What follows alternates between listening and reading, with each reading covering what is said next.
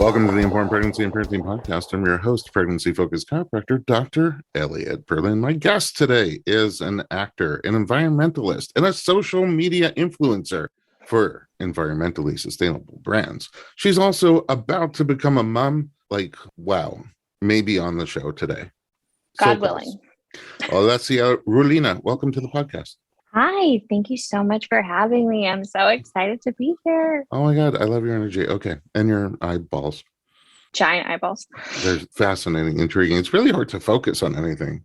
Yeah. I'll take that as a compliment. It's a huge compliment. All right, Olesya, let's go back to the beginning before we get into some of the more cool stuff that's going on here. You are from? Russia. Mother Russia. I am from Mother Russia. I can make fun of my own people, and I think that's socially acceptable. I make fun of everybody, and I think that's socially acceptable. Of course, I do stand-up comedy. Yeah, it's a form of endearment. Yes, I am from Soviet Russia. I moved to America in 1992, right at the end of the Cold War. And both of my parents are licensed forest rangers and taxidermists by trade. It's what we did in Russia. We lived off the land. I'm from a little village of 12 houses with no indoor plumbing or gas. We did have electricity, though. Wait a second, slow down. You're just like, what? Yeah. Because you're young. Like, who knew that this happens? Wait, a tiny village with 12 houses. Like, I don't understand. Like, no Postmates?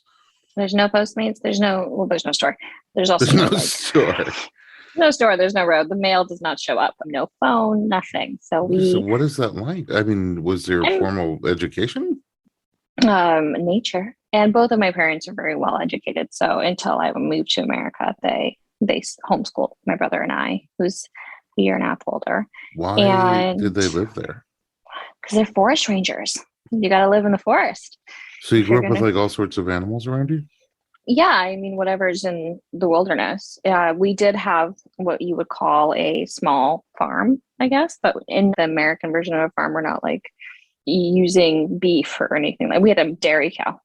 Oh, so you would milk the cow? Did you milk the cow? Yeah, I did actually. And we had a cow and a horse to help us plow the fields. And it was more of like a vegetarian lifestyle, honestly. And we had chickens and dogs, hunting dogs that would help my father and mother hunt for bear and boar in the woods. Bear and boar? Bear and boars. Wait, what do you do? Oh, what do you do with bear when you catch it? You stuff it. Oh, taxidermy. Taxidermy, yeah. And what do you do with boar? Well, you also stuff it, but you can also eat it. Multi-purpose. Multi-purpose animal. And so, yeah, I grew up living off the land. And that's so crazy. I do most of my hunting at Ralph's. Ralph's works. There's also the pavilion. Yes, totally.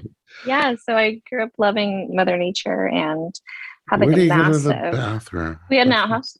Which means what? Like there's water flowing underneath it, or? No, it's a hole in the ground, and then there's a little house that you build on top of it. And it just decomposes? Kinda, yeah. And then like once the hole is full, you shift the little house and you dig a different hole and cover that one up. Oh, wow. Okay. Cool. You're my connection to the bath. Yeah. Thank you. And then you came here when you were 7. 7, almost 8. Yes. We moved to America right as the Cold War was coming to an end. And that was an interesting shift. So I moved to America, had a lot of culture shock, learned the language when we were here, and started acting at the age of 12, thanks to my incredible mother, who noticed that I was shy and I read a lot and I was very introverted. And she's like, you're fun and charismatic. She wanted me to meet more children that were well-rounded and came from different backgrounds, which actors tend to be. Where in the U.S. did you grow up? Like from Utah. Ooh, wow. Interesting. Yeah, It's severe climate, seasonal changes, just like Russia, like really hot, really cold. And they love to hunt. And for 2 taxidermists, that made sense. Oh. So we grew up in Utah. Okay, Utah. And then when you started acting, like what kind of acting? Like on stage or? No, stage terrifies me because you have to be big. I'm big. And there you go. You have to be big with your energy, not just your physicality. Oh, okay. And I am 5'2" and like 105 pounds. And I just can't. I was like, no. I cannot be on stage projecting myself like that. But I loved film. So I auditioned for Disney Channel. Okay. Objection. Mm-hmm. You have bigger energy than I do. Oh, thank you. I It is the guess. truth. Is it? Yeah. Yeah, but on stage, I just like stare into this black abyss with all these people, and I'm like, oh my gosh, Mm. okay. I like to be smaller and then have the Mhm. camera find me Mm. and find those nuances of like an eye gentle eye twitch or like the single tear that drops down your face. And I find that really challenging. So yeah, I started working for Disney when I was 12. Doing And what? then Disney Channel movies, they Mm. came to Utah to shoot 3 or 4 Disney Channel films a year because it was a non-union state. So I Ah, worked as a non-union actor that from, mouse. yeah, from 12 until 25. I was with the company.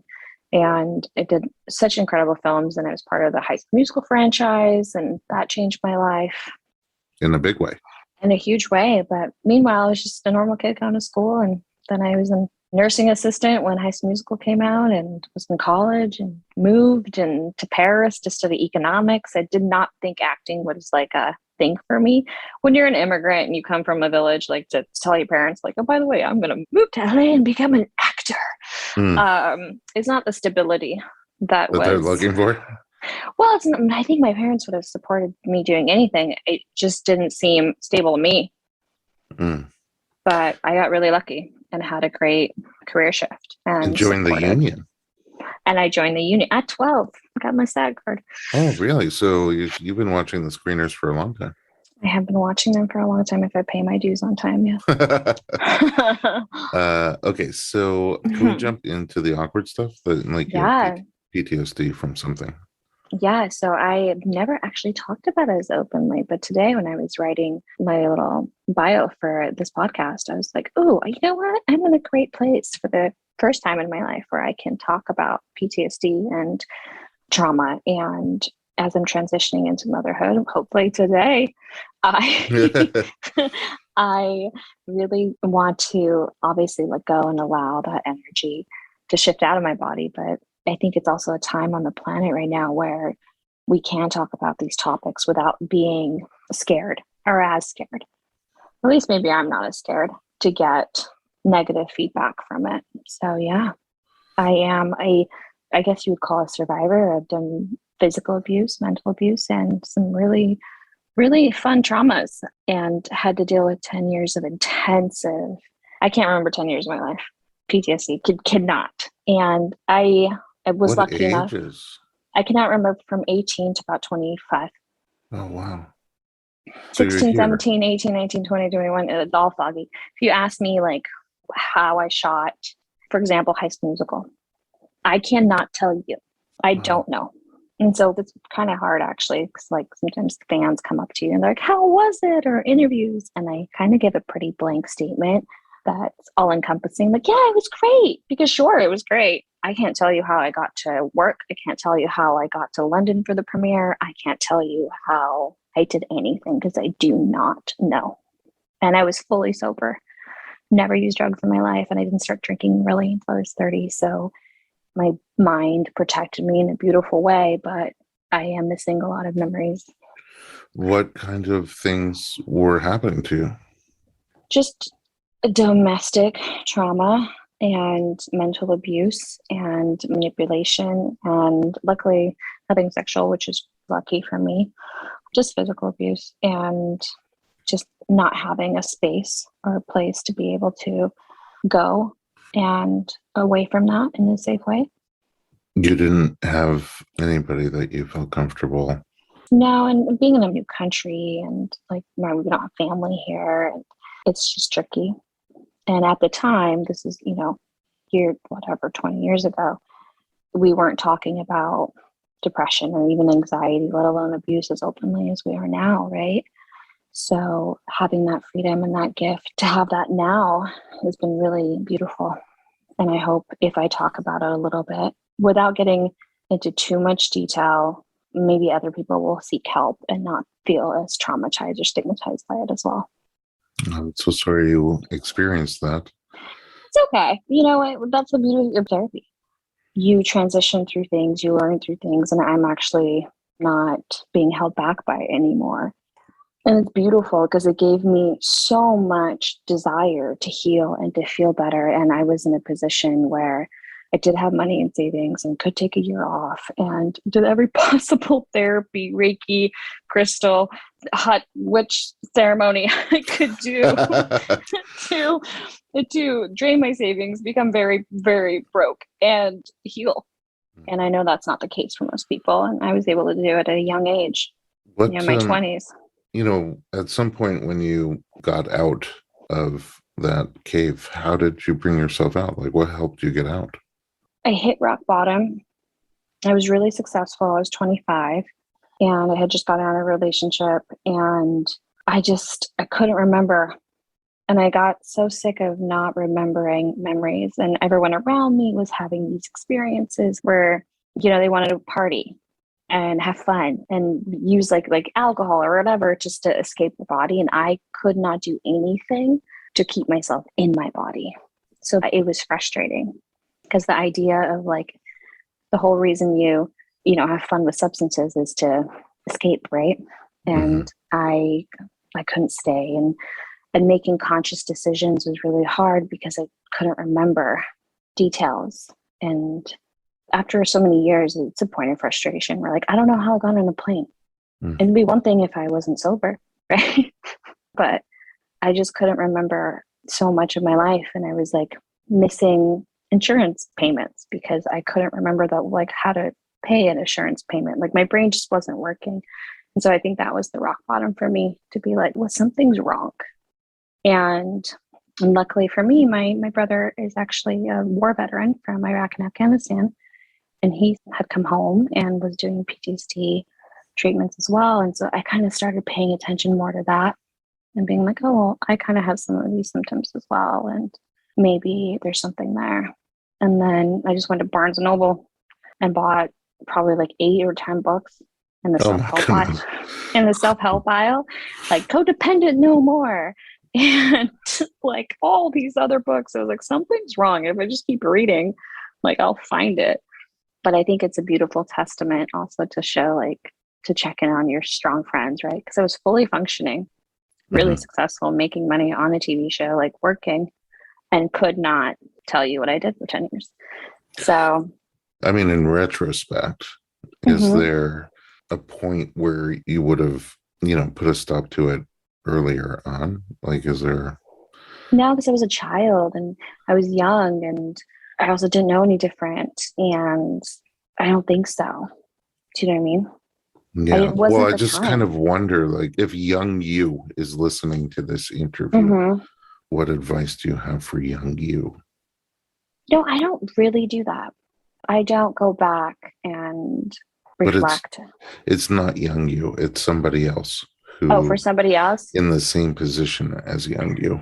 There we go. I can do that one. For someone similar, I would say find an archetype, whether that's inside of yourself or someone that you can look up to that's outside of your bubble or community or resource that's similar, or the things that you want to be, or the things that you admire that they have, or what you would want one day to have, which whether that's safety and security, whether that's love, and just make yourself as close in alignment to that as possible. And know that everything is temporary. And the situation that you're in right now is maybe horrible, but it's temporary. And there is an opportunity, or there will be an opportunity for that to no longer be your story, and to not carry the damage of that story as a badge of honor, because it's just a chapter. It might be a horrible chapter. It's a chapter, and there's so many more that you're going to get to live through that are beautiful and vibrant. Thank you, Olesya. I guess once we're on this topic, you also had an on and off, again, eating disorder.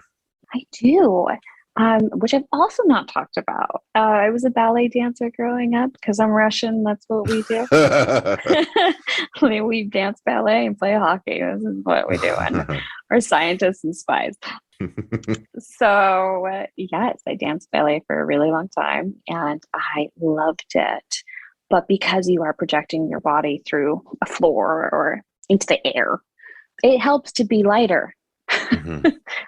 So my eating disorders were never centered around an image, actually. They were centered around performance. That's so interesting. Yeah, so I've never been like, oh my gosh. I mean, I'm sure I've said that, and I have, like, oh, I'm, quote unquote fat, or I feel a little bit off, but it's not really so much about like fitting into clothes or looking a certain way. It was more of just like, if I weigh too much, I can't jump as high.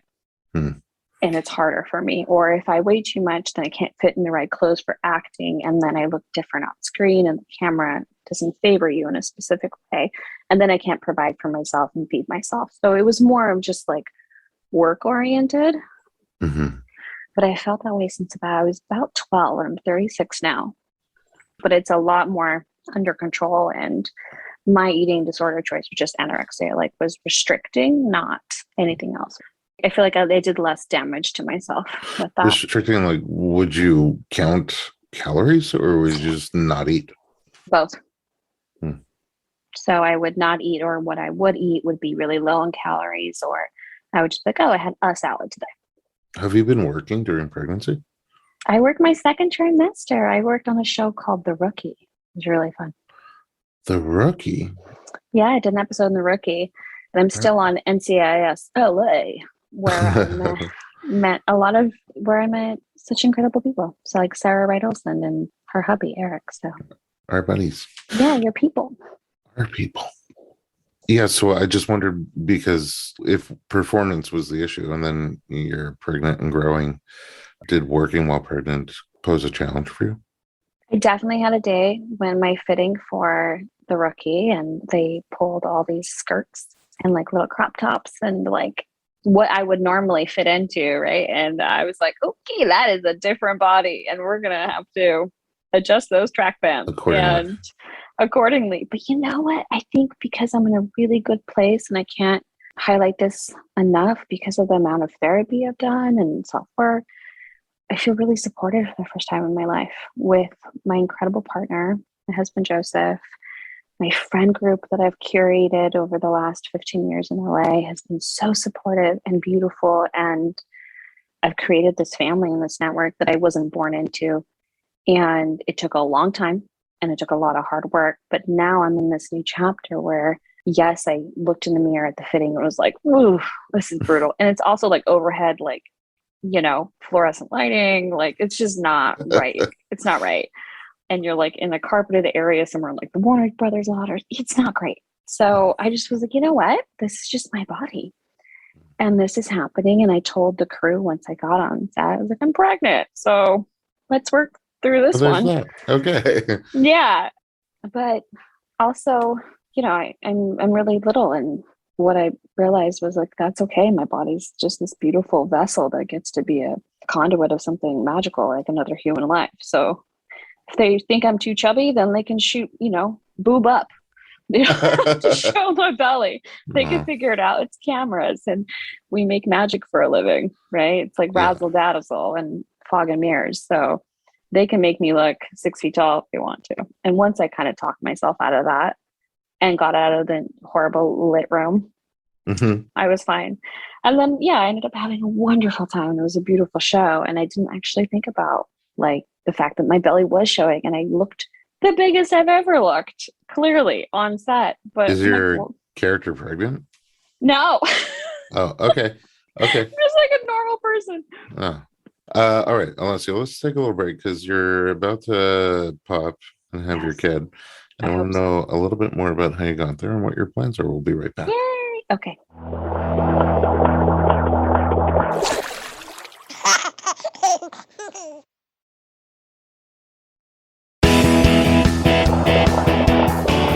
Welcome back to the Informed Pregnancy Podcast. We are 39 weeks pregnant. And gosh, before we get to your plans for birth, which hopefully they're made because it's happening any minute, let's talk about how you got there. So you talked about your wonderful husband, Joseph. How did you guys meet? We met on a dating site called Raya. Raya. How does that one work? It's for people in a creative industry. So if creatives go on there, and I don't know, it's like pretty Instagram heavy, and you can't do like a screenshot. So I think some famous people get on there because it's a little safer and more private, but we're not. I don't know. I got on there because my girlfriends encouraged me. I saw this really cute boy and I was like, "You're cute." And I liked him and he liked me back. That was like your number one experience on Riot? No, it wasn't my first experience in Riot, but it was clearly the best. I married him. Yeah. I never understand that you can't screenshot it, because can I screenshot it with my phone? I don't know. I guess so. I think some people get excited, or maybe they want to like catfish celebrities or something. I don't know. I think we all want to catfish celebrities. I would probably catfish a celebrity. Yeah. I'd probably do a whole podcast about which celebrity people would catfish and how they would go about doing Be really it. top rated podcast. Yeah. Okay, so you met Joseph on there. So is he creative too then, I take it? He is. He owns a women's fashion line called The Laundry The Laundry Room? Room. Yes, they make bougie t-shirts and sweatpants. Oh, that's fantastic. Comfy clothes. Yeah. It's all women's?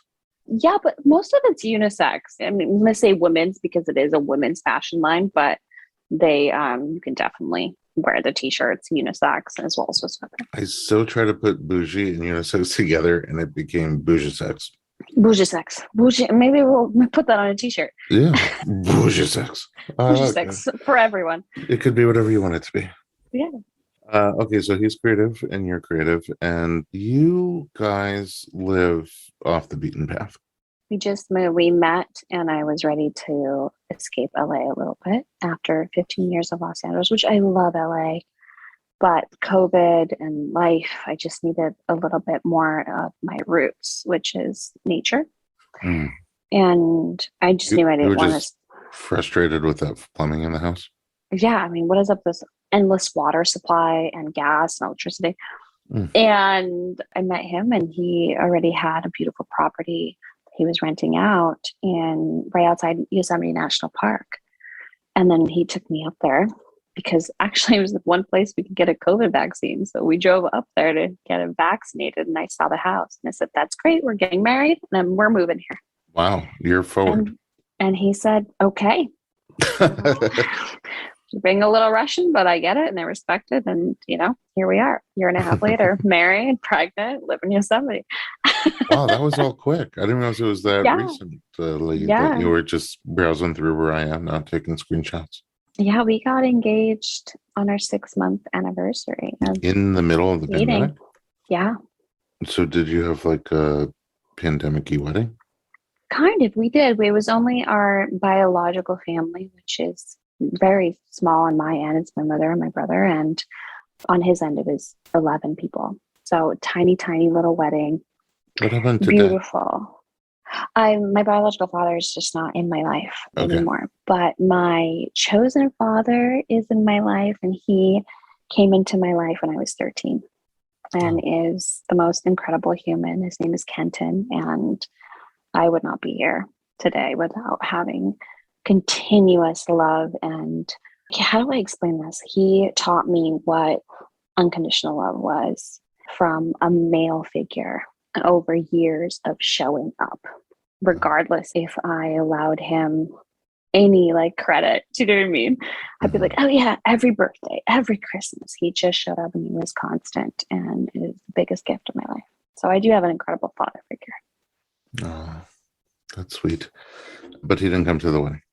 No, because he's a little older, and I didn't want to risk him flying or driving, and he had just had back surgery. So we'll do another big ceremony once this munchkin decides to come earthside, and we'll do a big party, and now he can travel, and it's just a little safer. I didn't want to impose that because he would move mountains to show up, but I didn't want to give him that motivation. That's great. So when you said, "Hey, Joseph, we're going to get married and move into that house, okay?" And he was like, "Sure, babe." Was babies on the radar too? Yeah, Joseph is an incredible human being, like I said, and I'm so blessed to be with a partner that has also done a lot of the work prior to meeting me and knew exactly what he was looking for and what he wanted out of his life in that family sense. And we're both really fluid and open to pivoting our plans, right? But we did know what we wanted out of a partner and what kind of life we wanted. And when we met, we aligned and we went through this checklist before we got romantically involved. Mhm. of like, I want this. Do you want that? So there wasn't any pressure to answer any other way but being brutally honest with each other, because you don't like each other yet. You haven't kissed each other yet, you know? We did it over Zoom too. So it was just kind Oh, of wow. like, hey, So do you want a family? I want a family. Where do you want to live? Da, da, da, da. you had So it's those really conversations when it was still our first date. okay. I was going to say still a lot of logic and all that emotion yet. Yeah, there was no like Twitter pated. Like we liked each other and we thought we were cool. I liked him, but I didn't have this, oh, I kissed him and now I'm all like Twitter pated and I like him and now I'm gonna maybe not be as honest or shift my authentic like core needs. Yeah. So we're both very blunt with each other and we got lucky and we aligned. And I definitely thank him daily before doing all of that work and having those uncomfortable conversations with me in the beginning, because then we could just start living our life. And there was no like surprise, by the way, I don't want to have kids, Right. a year into it. I mean, was the plan, let's just get married and have kids right away? It wasn't the plan to get pregnant right away, but it was definitely, we want to have a baby and let's see what happens. And we were thinking like we'd start now, like in this summer, to Okay. try. For the next one? For the next one, of course. Yes. No, and I was told by multiple doctors that I had endometriosis and I've had issues with just like my reproductive organs in the past and scar tissue, and it's going to take a long time, or it might be tricky for me to conceive. And knowing that, I went on a regimen of herbs from my homeopathic doctor and just tried to, for my own health and my own wellness. And I figured, yeah, like if it helps our chances are getting a little nugget, great. And we just got really lucky. And after a year of me drinking stick juice, and I have no idea what herbs were in And this the stick tea, juice? Okay. no clue, Chinese sticks. And I drank them for a year and they were great. And here we are. And I'm pregnant. So Mm. we got pregnant. We found out 4 days after our wedding that I was actually pregnant. Oh, wow. So you were pregnant at your wedding. Yeah, she came to the party. She wanted champagne. You said all the biological family. Yeah, the whole biological family showed up, and we just laugh and call her sneaky sperm because I wasn't even in the same city when she decided to do her thing, and we actually conceived because she stayed alive in me for 4 days before my egg dropped. So I was like, you sneaky girl, you were very determined. Okay. Little Russian spy. Amazing. Yeah. Just as a brief rundown, I know we talked about your second trimester, you were acting, you were working. How was your first trimester? Horrible. I was just so sick, so nauseous. My body is very sensitive to hormones. So I think that extra boost of estrogen and progesterone and everything, I could not, I had worse brain fog. Can't tell you like how I got through those 3 months. I was just very nauseous, food sensitivity. All I could eat was white rice and cantaloupe, ginger chews all day long. Couldn't drive down a windy road. So when you live next to Yosemite National Park, that's rough. Oh boy. Yeah, it was pretty horrible. And we had just started renovations on our home to make it more of like an eco retreat house. So we were doing reno and restoration of this beautiful property and like painting walls and trying to figure out what we're going to do with interior decorating. And as I'm vomiting, so it was kind of a blur. Second trimester, I got my brain and my functionality and my creativity back, which I really thoroughly enjoyed. And now third trimester? This is the most I've enjoyed being pregnant, to tell you the truth. Because now I'm actually pregnant. I look pregnant. Whereas my second trimester, I had like a bump and just looked like I got a little chunky. And now I feel pregnant. And I really enjoy her like swimming around and doing her little thing. And I feel more in my body than I did my first or second trimester because my body's bigger and there's more mass. I'm in more chronic pain because I have hypermobile EDS, as you well know, because you just put my hips back into place. My ligaments are all over the place, so I'm a little too stretchy. Right. But other than that, it's been the most fun. So just to break that down, hypermobile means your joints move a little bit further apart from each other than typical. The ligaments that normally hold them stable are not as stabilizing as typical. So it's Ehlers-Danlos syndrome with hypermobility. So that's you in general. And then pregnant people in general have some hypermobility because of the relaxation hormones of pregnancy. So you have super hypermobility, which is not something, you put on a cape and fly around town saving things with. It's uncomfortable. It's very uncomfortable. I've been walking with a limp for 2 weeks. It's not fun. And as a physical, like, human being, I love yoga and Pilates. I definitely haven't moved my body for 7 months other than walking, because you can hyperextend or you can push yourself and not notice, especially with relaxing going through my body and giving me like extra stretchy capacities.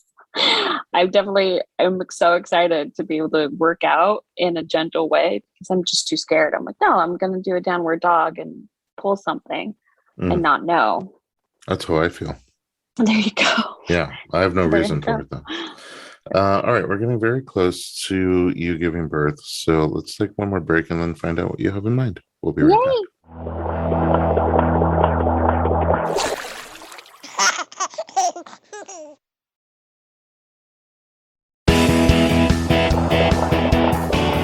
Welcome back to the Informed Pregnancy and Parenting Podcast. We're talking to Olesya Rulin. Is there a more Russian way to pronounce that? My real name is Olesya Rulin. That's what I meant. I can barely say it. Okay, good. There's two of us. Yeah, so you're 39 weeks. You're due at any moment. You have a plan. What's your plan for labor and birth? My plan for labor and birth, let's see what the universe conspires. I would love to be as natural as possible. As someone that has PTSD and is living with PTSD, I am so excited to have a experience that is quote unquote painful and quote unquote extreme, but feels supported, loved, and safe in that experience. Wow. I did not see that coming. Have not had one of those. I'm 36 years old, and I have no idea truly what that feels like. And it's going to make me cry, because it's making me cry right now. I'm really looking forward to being in quote unquote pain. And it's actually on my birth board with my motivational little stickers. And it says, natural pain is good pain. And I want to know what it's like to be in a room with people that love me, and a doctor I trust, and my doula who I'm obsessed with, and my partner who I'm creating this life with, and know that the pain I'm going through is natural and it's good and it's okay. And I can be not a control freak, because I naturally am, but I can control how soft I get to be, not how strong I have to be. And I cannot wait for that experience. On top of, yes, of course, meeting my daughter and having this beautiful moment with Joseph and bringing this soul into the planet that I'm blessed to be a vessel for. So all of that's really exciting. So that's partly when people are like, why do you want to go supernatural? I'm like, because I actually, for the first time in my life, can remember. And my PTSD won't get in the way. So I want to be present for all of those moments as much as I can. Never, ever thought about that. I never thought about that. You want to feel life right now. You want to feel the intensity, and you want to feel it in a loved and supported way. And you want to melt into it and surrender to it. To my fullest capacity, because I don't even know what that is. So I'm expecting, maybe I'll have struggles with that. And that's why I have a great birth team. And I got really lucky with our doula and you and my Dr. Rothbart, my doctor, and my partner. And I'm like, okay, what's this going to feel like? Am I going to allow all of the lessons that I've learned and the tools that I've gained to actually just give in to this moment? And if I can accomplish that to whatever degree that is, what interesting chapter will that lead me down in this next moment of my life? And I'm so grateful for my daughter and my husband for giving me this opportunity to be able to have this experience. It makes me really grateful for Joseph for choosing me to be his baby mama and his wifey to have this very soulful experience in a human body. I'm stoked. Your plan has already changed a little bit, because originally you wanted to give birth in the motherland.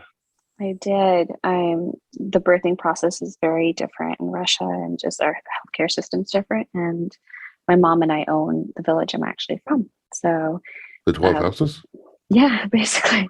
And we turned it into a nature reserve. It's 400 acres. So I figured I'd birth in Russia and go back to the nature reserve with my nugget and my Oh, hubby and wow. live this like very earth mama life in my homeland. And I wanted her to have dual citizenship and she can always come back to her heritage. But then the war happened, which is horrible on so many levels. And we just had to pivot really quickly in March with our plans. So we stayed in LA, but luckily I have been stalking Sarah Wright Olson and Your Zen Mama for like a solid 8 years. And not even kidding. So it's actually a coincidence that I work with her husband on NCIS Oh. and LA. And then I DM'd her and was like, hi, I need the new birth plan. And she You is and all the she connections in the world. Yeah, she has all the connections. I have her book. I love her and Teresa Palmer. So I'm like, you know what? I've watched every video they made and had already been on this birth journey. I've been studying birth for almost 8 years for Because fun. just you like the topic, you like the concept, you like No, the it's a rabbit process. hole. It's a rabbit Oh, hole. once you start. Kind of when I started therapy, like intensive therapy, I had to learn to reparent myself or parent myself. And where do you start? You start reading like child rearing books and then what's before that birth. And so then I just got into this rabbit hole of like, how do you talk to your energetic baby? How do you talk to yourself? How do you, and just from the beginning, and then just kind of stayed there. And I thought it was fascinating, like how people choose to raise their children and what that does. And birth has so much to do with that because how you conceive and how, at least from my education. So anyway, long story short, reach out to Sarah. She DM'd me back and gave me all these resources. And now I have a really amazing team and a plan here. We are going to labor as long as we can at home. Which is not And Yosemite not Yosemite. We came at the back to moment. LA. Okay. Yeah, we rented a house in LA for the birth. And then we'll get our cute butts to Cedar Sinai and finish our birth labor with our incredible doctor, Dr. Rothbard. First, two thoughts. Number one, when you have that plan and you're 27 weeks into your pregnancy, that's one thing. But when you have that vision and that plan and that clarity of thought on how you want it to be, and you still want that natural approach with the understanding that it's going to be intense, which you also want in your 39 weeks plus. Yeah. It's a different story because like you're on the precipice of this happening, like literally could be tonight or tomorrow. Well, hopefully now that you adjusted my spine, it'll be tonight. I hope so. But then at the same token, like it's a path you haven't been down personally before. So are you open to it taking detours if necessary? 100%. That's the answer my doula would like me to say.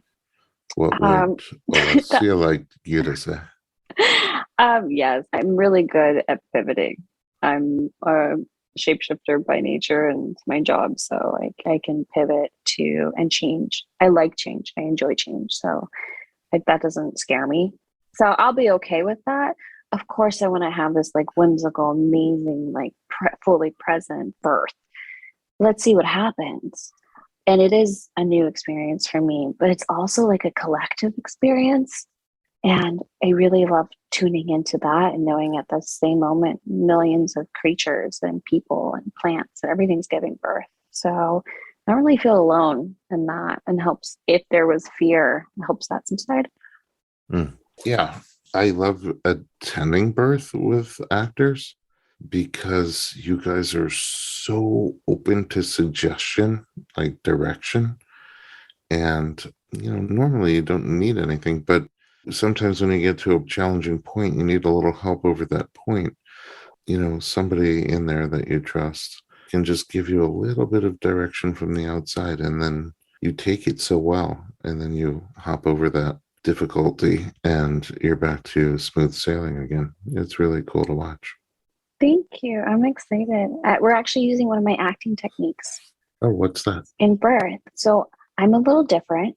in the sense that I cannot cry from sad things. Okay. So, say I have a scene for acting that I need to be really vulnerable for and cry, and it could be something traumatic. I play a lot of dramas, so I'm usually like abused or running around, and it's like, a dramatic scene. I cannot go into that scene from a place of thinking of any negative thought or sad.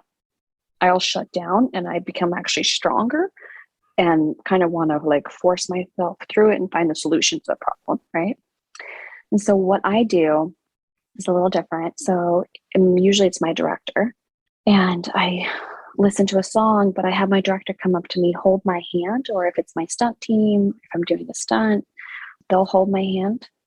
Or if it's just me in the scene and the camera operator who's like right here and like, 25 inches away from my face, I'll hold their hand because it's a collective experience and it allows me to feel like a kid that's at play. And then I have them say 3 things to me. You are safe, you are loved, and everything's going to be okay. And if they just say those 3 things to me, I can do anything because all of a sudden I'm safe, I'm loved, everything's going to be fine. And I can cry for 6 hours for you, or I can do a crazy stunt and, I fell 45 feet on a tiny type wire, which normally I would be terrified for. But because I'm safe, I'm loved, and everything's going to be okay, I got this. And so that's on our board as well. So if there's a moment where I get fear or I freeze up, and my husband, my doula, even Dr. Rothbart knows to tell me, hey, everything's going to be okay. You're loved and you're safe. Mm-hmm. That's so beautiful. And it's so cool that you know that about yourself. Therapy, man. Well, I will wish you the warmest blessings for an amazing experience. I hope you get Thank you. exactly what you want out of it, in addition to the beautiful baby that you'll get out of it. And I look forward to seeing you on the other side and learning more about it. 2 things that I will say before we end. Number 1, we talked about this feeling like you have this sneaking suspicion that although there is no known Jewish lineage in your family tree, you have like this deep feeling like there may be some in your blood. I am so Jewish that I'm like, come on. And we tried to find the Jew in us, but everyone lied. And I'm from Russia, and then, everyone lied on their paperwork and just lied in general. So I need to do the 23andMe. I have it. I need to spit in that little vial. We got to find out. Yeah, but when we come back next time, I will have some results. we're going to find out what you have. I might even read them to you. We might find out. Oh, that'd be so cool. Yes. Watch, I'm just like 80% Mongolian, but but I'm like, come on, this is such a strong faith for me. I'm like, there's gotta be some grandma that we just like don't know about. Yeah. Okay, well, that's going to be exciting also, and on top of everything else. But also, where can we find you online? You can find me on my Instagram, which is at Olesya Rulin, OLESYARULIN. You can also find me on NCIS, Los Angeles, when I play Zasha Gagarin. I play a Russian spy, of course. Oh. I have an accent. And yeah, those are my 2 main platforms.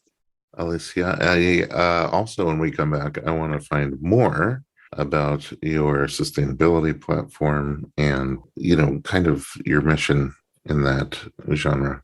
We're going to have so much to chat about in a week or 2, max. All the trees and the babies and saving the bees. And yes, it's going to be great. Oh my. All right. Thank you so much for joining me. I'm going to go check you out online and see all the cool stuff that you have on your platform. And I invite everyone to come and visit us on the web as well, the interweb, on Instagram at Dr. Berlin. But our growing and exciting and informative blog has taken off, and you can find that at informedpregnancy.com.